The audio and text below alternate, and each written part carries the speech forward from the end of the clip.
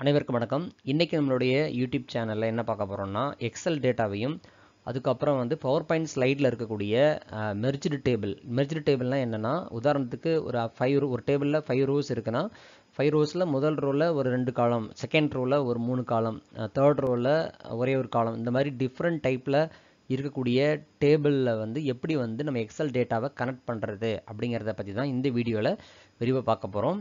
வாங்க வீடியோக்குள்ளே போகலாம். ஸோ முதல்ல இந்த மாதிரி நீங்கள் ஒரு பிளான் ஃபஸ்ட்டு பண்ணிக்கோங்க. So employee name, employee ID, city, இந்த மாதிரி உங்களுக்கு எந்த மாதிரி வேணுமோ ஸோ டம்மியான ஒரு டேட்டாவை போட்டு ஒரு ஸ்லைடில் ஃபஸ்ட்டு நீங்கள் டிசைன் பண்ணிக்கணும். அதுக்கப்புறம் மேலே வந்து டெவலப்பர் அப்படிங்கிற மெனு இருக்கான்னு செக் பண்ணிக்கோங்க. செக் பண்ணிவிட்டு அப்படி இல்லைன்னா ஃபைலில் போகணும். மோர் அப்படிங்கிற ஆப்ஷன்ஸ் அப்படிங்கிறதுல கிளிக் பண்ணிக்கோங்க. அதில் வந்து கஸ்டமைஸ் ரிப்பன் அப்படிங்கிற ஆப்ஷனை கிளிக் பண்ணிக்கோங்க. கிளிக் பண்ணிவிட்டு டெவலப்பர் அப்படிங்கிறது டிக் ஆயிருக்கா அப்படிங்கிறத முதல்ல செக் பண்ணிக்கோங்க. அப்படி இல்லைன்னா நீங்கள் டிக் அடிச்சுட்டு ஓகே கொடுக்கணும். ஸோ இதுதான் முதல் ஸ்டெப்பு. இப்போ டெவலப்பரில் போயிட்டு விசுவல் பேசிக் அப்படிங்கிறத முதல்ல நீங்கள் கிளிக் பண்ணிக்கோங்க. கிளிக் பண்ணிவிட்டு அதுக்கப்புறமா நீங்கள் என்ன பண்ணணும் அப்படின்னா இன்சர்ட் அப்படிங்கிற மெனுவுக்கு போங்க. அதில் மாடியூல் அப்படிங்கிறத ஃபஸ்ட்டு கிளிக் பண்ணிக்கோங்க. கிளிக் பண்ணிவிட்டு நான் வந்து இந்த டிஸ்கிரிப்ஷனில் ஒரு லிங்க் கொடுத்துருப்பேன். ஸோ அந்த லிங்க்கில் நீங்கள் முதல்ல போனீங்கன்னா இந்த மாதிரி இந்த லிங்க்கில் நான் உங்களுக்கு டிஸ்கிரிப்ஷனில் கொடுக்குறேன். ஸோ அந்த லிங்க்கில் இருக்கக்கூடிய இந்த ஃபஸ்ட்டு கோடு இன்ஸ்பெக்ட் டேபிள் கோடுன்னு இருக்கு இல்லையா, ஸோ அதை மட்டும் நீங்கள் முதல்ல காப்பி பண்ணணும். எதுக்காகனா நம்ம பவர் பாயிண்டில் உள்ள ஸ்லைடில் இருக்கக்கூடிய டேபிள் வந்து எத்தனை ரோஸ் காலம் இருக்குதுன்னு கண்டுபிடிக்கிறதுக்காக இந்த கோடை யூஸ் பண்ணுறோம். இதெல்லாம் கொடுத்துட்டு நீங்கள் ரன் அப்படிங்கிற இந்த பட்டனை கிளிக் பண்ணுங்கள். ஸோ கிளிக் பண்ணதுக்கப்புறமா என்ன ஆகும்னா உங்களுக்கு வந்து ஃபியூ செகண்ட்ஸில் இந்த மாதிரி வந்துடும். டேபிள் ஸ்ட்ரக்சர் இன்ஸ்பெக்ஷன் கம்ப்ளீட்டட் அப்படின்னு வந்துடும். இமிடியேட் விண்டோவில் செக் பண்ணிக்கோங்கன்னு வரும். ஸோ அப்போ நீங்கள் என்ன பண்ணணும் அப்படின்னா டேரெக்டாக வந்து வியூ அப்படிங்கிற மெனு இருக்கு இல்லையா, அந்த வியூ அப்படிங்கிற மெனுவுக்கு போயிட்டு அதில் வந்து இமிடியேட் விண்டோ அப்படின்னு சொல்லி ஒரு ஆப்ஷன் இருக்கும். அதில் போனீங்கன்னா இந்த மாதிரி உள்ள ஒரு கோட்ஸ் இருக்கும். இந்த பார்த்தீங்கன்னா மொத்தம் எத்தனை ரோஸ் இருக்குது, அந்த ஒவ்வொரு ரோலையும் என்னென்னலாம் டேட்டா இருக்குது அப்படிங்கிற எல்லா தகவலுமே இதில் வந்து இருக்கும்.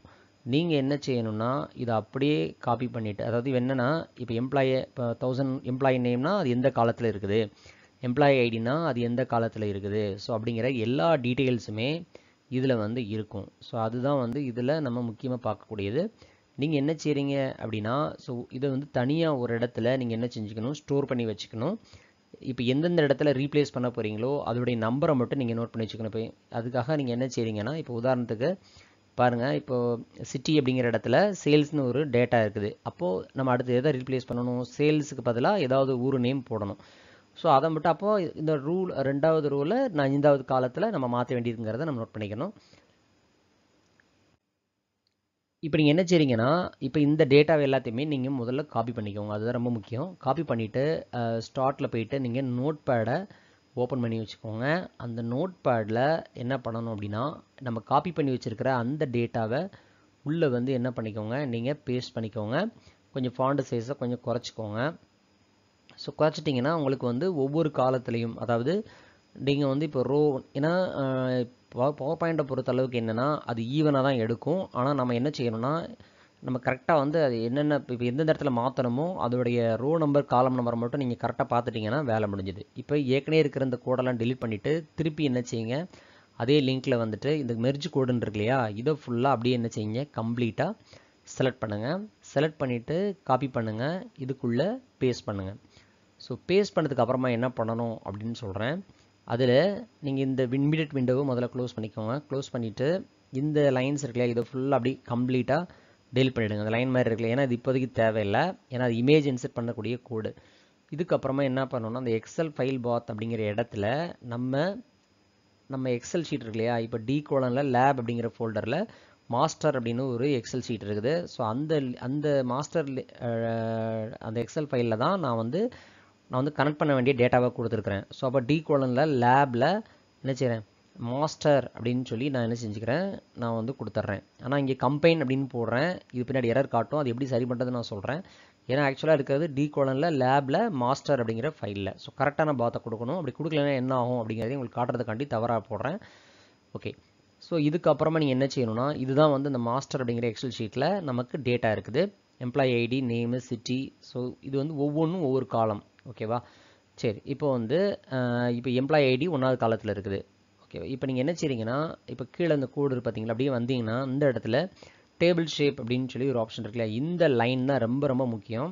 இதில் நீங்கள் அப்படியே காப்பி பண்ணி நீங்கள் என்ன செஞ்சுக்கலாம், இதில் வந்து உதாரணமாக ஃபஸ்ட்டு என்ன செய்யணும், எம்ப்ளாயி நேமை மாற்றணும். அப்போது ரோ 1ல் காலம் 1 அப்படின்னு அர்த்தம். ரோ 1ல் காலம் 1 வந்து நம்ம என்ன செய்யணும், சேஞ்ச் பண்ணணும். இந்த இதை மட்டும் எடுத்துக்கோங்க, அடுத்ததை நீங்கள் கன்சிடர் பண்ண தேவையில்லை.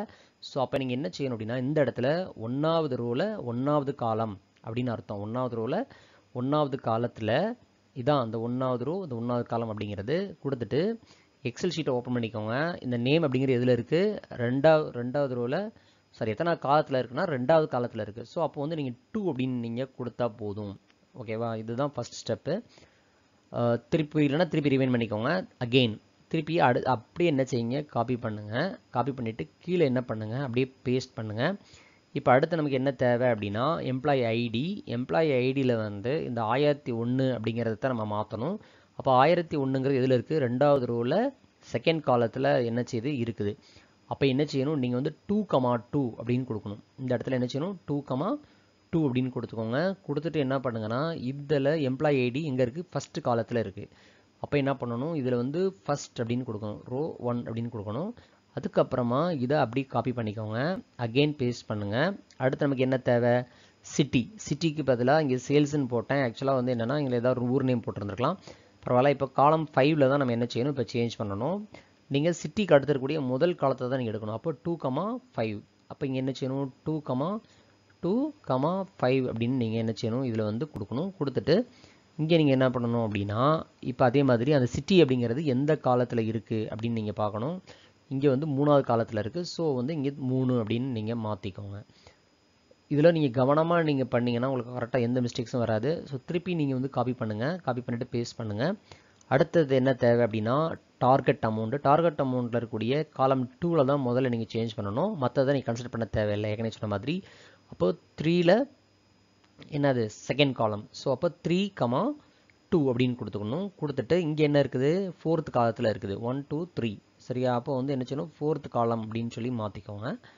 அகெயின் என்ன பண்ணுங்கள், இதை அப்படியே காப்பி பண்ணுங்கள், திருப்பி பேஸ்ட் பண்ணுங்கள். ஸோ திருப்பி இங்கே வரணும். வந்துட்டு அடுத்து சேல்ஸ் அமௌண்ட்டு காலம் வந்து 4ல் 2. ஸோ 4ல் 2 அப்படின்னு சொல்லி கொடுங்க. இங்கே வாங்க. ஸோ அப்போது அந்த இங்கே எத்தனாவதுல இருக்குது, 1 2 3 4 5ல் இருக்குது. ஸோ அப்போ என்ன செய்யணும், இங்கே வந்து நீங்கள் 5 அப்படின்னு நீங்கள் மாற்றிக்கோங்க.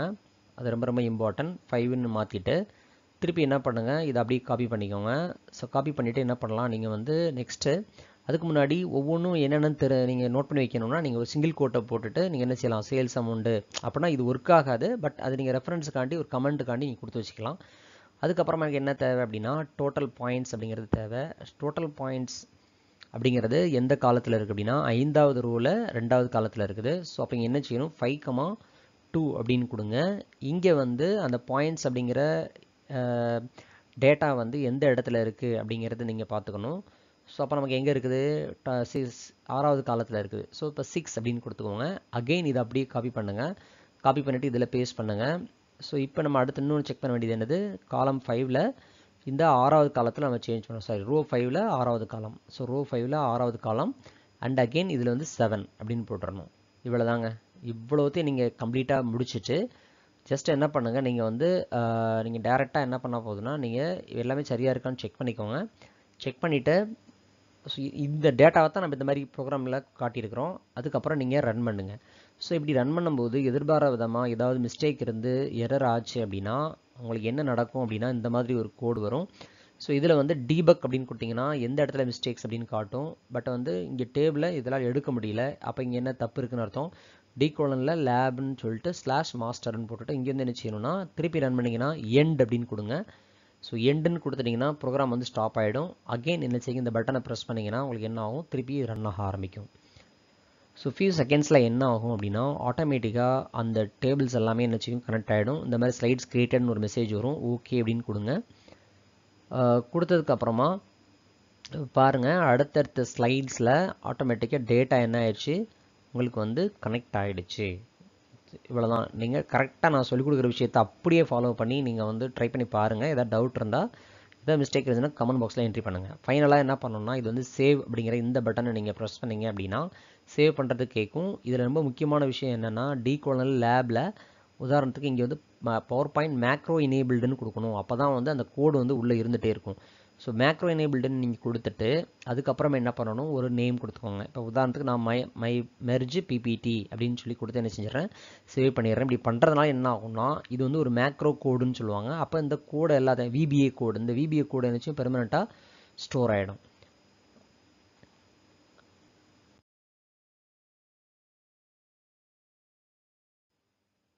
அடுத்து நெக்ஸ்ட் நீங்கள் என்ன பண்ணணும் அப்படின்னா, இப்போ உதாரணத்துக்கு நான் வந்து செகண்ட் ரோவில் இருந்து இதுலேருந்து எல்லாத்தையும் நான் டெலிட் பண்ணிடுறேன். ஃபஸ்ட்டு ரோ மட்டும் இப்படி வச்சுக்கிறேன். ஸோ கொஞ்சம் சைஸை வந்து என்ன செய்கிறேன், நான் குறைச்சி வச்சுக்கிறேன். இப்போ நான் என்ன செய்ய போகிறேன் அப்படின்னா, ஒரு இமேஜ் வந்து இன்சர்ட் பண்ணி காட்டுறேன் உங்களுக்கு. ஸோ இன்சர்ட்டில் போய்க்கோங்க. அதில் வந்து ஷேப்ஸ் அப்படிங்கிற ஆப்ஷனில் கிளிக் பண்ணிக்கோங்க. ஷேப்ஸ் கிளிக் பண்ணிவிட்டு இதில் வந்து ஒரே ஒரு இமேஜ் மட்டும் நான் போடுற மாதிரி என்ன செய்கிறேன், நான் வந்து செட் பண்ணுறேன். இப்போ இந்த இடத்துல ஹோம் அப்படிங்கிற டேபை கிளிக் பண்ணிக்கோங்க. இதில் செலக்ட்ங்கிற டேபை கிளிக் பண்ணிக்கோங்க. இதில் செலெக்ஷன் பேன் அப்படிங்கிற செலக்ட் பண்ணிக்கோங்க. ஸோ இந்த ரெக்டாங்கிளுக்கு ஒரு நேம், ஃபார் எக்ஸாம்பிள் வந்து image1 அப்படின்னு போட்டு ஸ்டோர் பண்ணி வச்சுக்கோங்க. ஸோ உங்களுக்கு என்ன விருப்பம் தேவையோ அந்த நேமை கொடுத்துக்கணும். image1 அப்படின்னு கொடுத்து நம்ம என்ன செஞ்சாச்சு, நான் பதிவு பண்ணி வச்சுட்டேன். நெக்ஸ்ட்டு என்ன பண்ணணும், இது ஜஸ்ட் வந்து என்ன பண்ணுங்கள், திருப்பி டெவலப்பரில் போங்க. அதில் போயிட்டு என்ன பண்ணணும்னா, அந்த விசுவல் பேசிக் அப்படிங்கிற இந்த கோடை ஓப்பன் பண்ணிக்கோங்க. இப்போ நம்ம வந்து இமேஜ் இன்சர்ட் பண்ணுறதுக்கான கோடு வந்து நான் ஏற்கனவே வந்து அந்த நம்ம டெலிட் பண்ணி விட்டோம் இல்லையா, அந்த கோடை தான் இங்கே போட போகிறோம். அதனால் திருப்பி என்ன செய்கிறோம், நம்ம வந்து அதுக்கு முன்னாடி நம்ம என்ன பண்ணணும் அப்படின்னு சொல்லிடுறேன். இந்த இருக்கு இல்லையா, இந்த லைனை அப்படியே காப்பி பண்ணுங்கள். ஏன்னா அது ஆல்ரெடி நம்ம டெலிட் பண்ணியிருந்தோம். இப்போ அகெயின் போய் என்ன செய்கிறோம், இதை வந்து இன்சர்ட் பண்ணுறோம். ஸோ திருப்பி காப்பி பண்ணிவிட்டு இதுக்குள்ளே வந்து பேஸ்ட் பண்ணுங்கள். பேஸ்ட் பண்ணிவிட்டு நீங்கள் செய்ய வேண்டிய வேலை என்னென்னா, அந்த ஷேப்ஸ் இருக்கு இல்லையா, அந்த இமேஜ் ரெக்டாங்கிள் அப்படின்னு ஒரு வேர்டு இருக்கலாம், இதை அப்படியே எடுத்துட்டு image1 அந்த செயலோட பேர். இதேமாதிரி இன்னொன்று வேணும்னாலும் நீங்கள் இந்த இடத்துல போய் இன்கேஸ் ரெண்டு இமேஜ் வச்சுருந்தீங்கன்னு வச்சுக்கோங்க. ஸோ அதுக்கும் இதை அப்படியே காப்பி பண்ணி கீழே போட்டுக்கலாம். ஏற்கனவே போன வீடியோவில் சொல்லியிருந்தேன். இப்போ ரொம்ப முக்கியமானது என்னென்னா,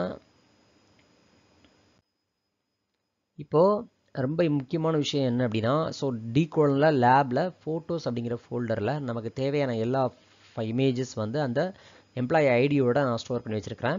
ஸோ அப்போ என்ன செய்யறேன், இந்த இடத்துல வந்து என்ன செய்கிறோம் அப்படின்னா, பாத் அப்படின்னு சொல்லி போட்டு வச்சுட்டு ஒவ்வொரு இமேஜோட பேர் வந்து 1001.jpg அப்படின்னு தான் நம்ம ஃபைல் நேம் வந்து நம்ம கொடுத்து வச்சுருக்கிறோம்.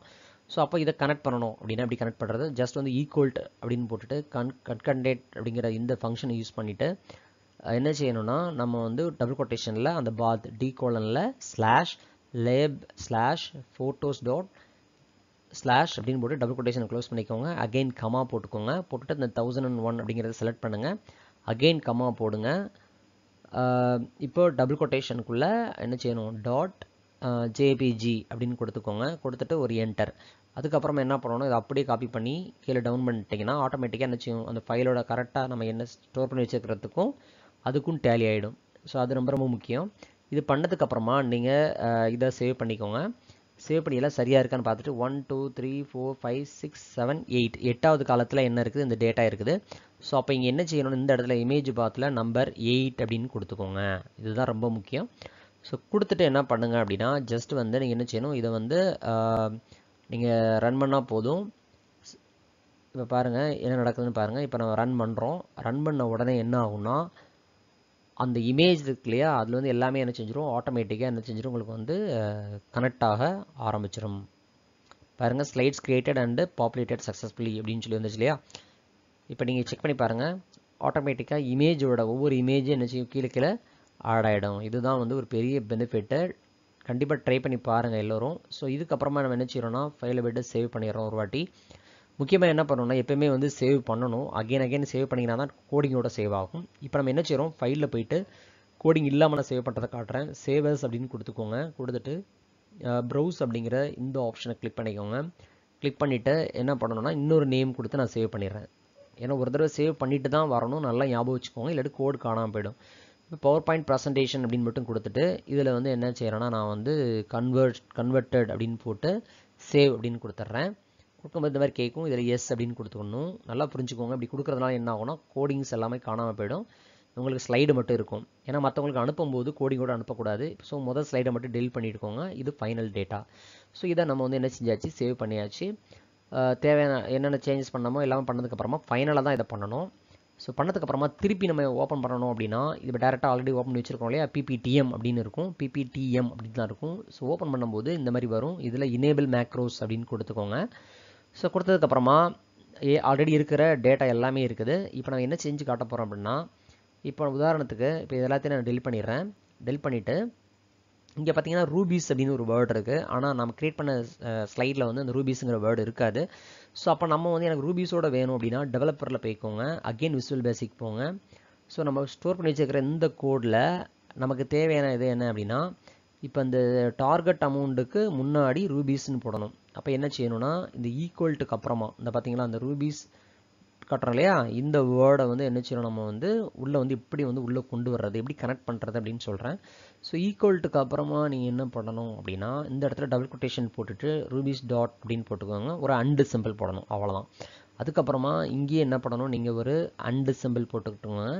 டபுள் கொட்டேஷனுக்குள்ளே ஸ்லாஷ் போட்டு ஒரு ஹைபன் போட்டிங்கன்னா என்ன ஆகும், இது என்ன அர்த்தம்னா அண்ட் அப்படிங்கிறது கனெக்ட் பண்ணுறதுக்கு யூஸ் பண்ணுறது. ஸோ அப்போ நம்ம இது என்ன ஆகும்னா, நீங்கள் ரன் பண்ணும்போது ஆட்டோமேட்டிக்காக என்ன செஞ்சிடும், உங்களுக்கு வந்து அந்த ரூபீஸோட உங்களுக்கு வந்துடும். இப்போ பாருங்கள், நான் வந்து என்ன செஞ்சிட்டேன், இப்போ ரெண்டுக்குமே இப்படி கொடுத்துட்டேன். ஸோ உங்களுக்கு எந்த டேட்டா, இதுதான் மெத்தடு. இப்போ நீங்கள் ரன் பண்ணிங்கன்னா என்ன நடக்கும் அப்படின்னா, எக்ஸல் ஷீட்டில் இருந்து வேல்யூ மட்டும் எடுத்துகிட்டு பக்கத்தில் என்ன பண்ணிவிடும், ஆட்டோமேட்டிக்காகவே ஆர்எஸ் அப்படிங்கிறத அது வந்து ஸ்டோர் பண்ணிக்கும். ஸோ ரொம்ப ரொம்ப உபயோகமாக இருக்கக்கூடிய இந்த VBA கோடை பயன்படுத்தி நீங்களும் என்ன செய்யுங்க, ட்ரை பண்ணி பாருங்கள். உங்களுக்கு ஏதாவது டவுட் இருந்தால் மறக்காமல் கமெண்ட்டில் என்ட்ரி பண்ணுங்கள்.